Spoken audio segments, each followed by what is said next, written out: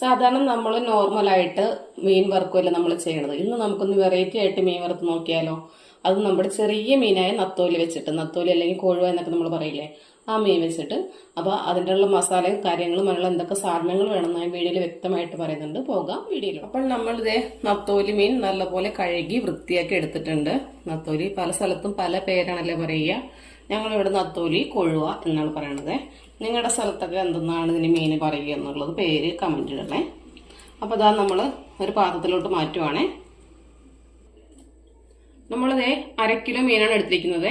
അതിലേക്ക് ഒരു 1/2 സ്പൂൺ കുരുമുളക് പൊടി,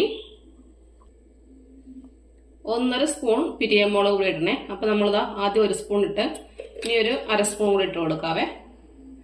1/2 സ്പൂൺ കൂടി ഇട്ടിട്ടുണ്ടേ. ഇനി അതിലേക്ക് 1/4 സ്പൂൺ മഞ്ഞൾപ്പൊടി. ഇനി നമ്മൾക്ക് ഇതിലേക്ക് വേണ്ടത് ഒരു 2 സ്പൂണ്